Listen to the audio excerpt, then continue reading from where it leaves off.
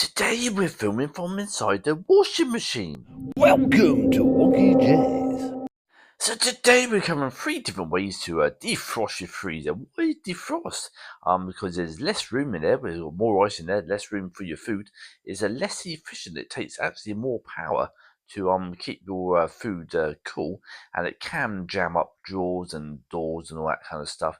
And it can also stop the doors from closing properly. If you've got some ice around the top of the freezer or around the edges, it can stop the doors from closing. So, with all the versions we're going to talk about today, you need to empty the food first of all. And version 1, disconnect the power. Take the drain plug. So the drain plug is that little circular thing on the right hand side there, usually at the bottom of the machine. Let it fall out, then remove the drain plug. Have a container for the water. Have a large towel to catch any escape residue, and then replace drain, clean, dry, and return the food. Once you've done all that, you can reconnect the power. Then you got version 2, disconnect the power.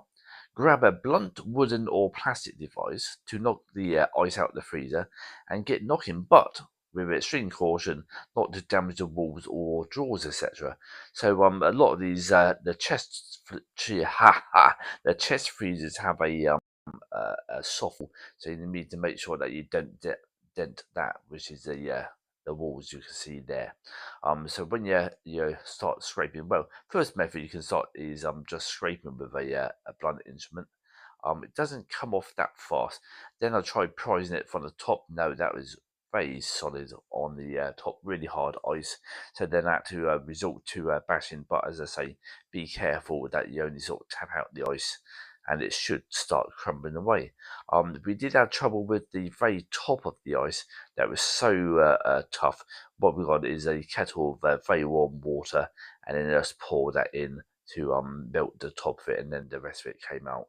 So there's it, almost empty, and it's got a load of water at the bottom there. So we had a bucket. We picked up with some a cloth, bunged it in the bucket, picked up some more, bunged it in the bucket, picked up some more, bunged it back. So we eventually we removed all the water and the ice, and then we just wiped it all down and tried to get rid of any residual water.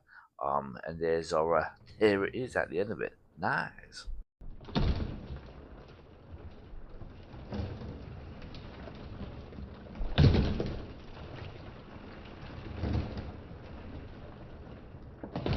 So with the black markings around the edges, sort of build up of mildew and that kind of stuff, we used a bleach disinfectant, wiped all that down, cleaned it all up, because it can hold bacteria, all that stuff around the edges.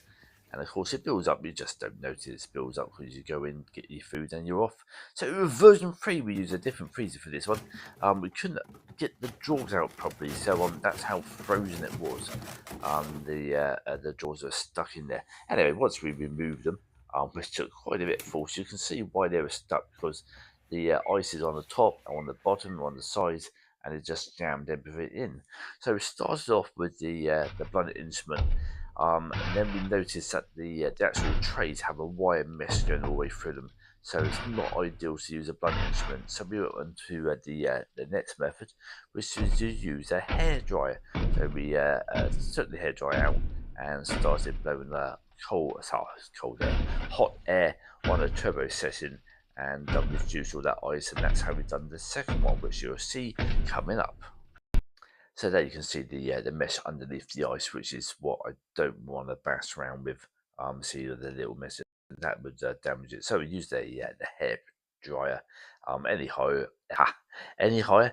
hair dryer will do.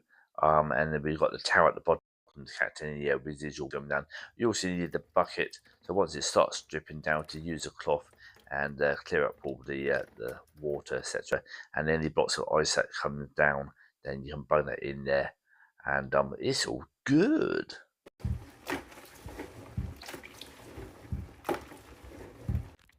So there's the freezer, and it looks a lot better now, all nice and clean.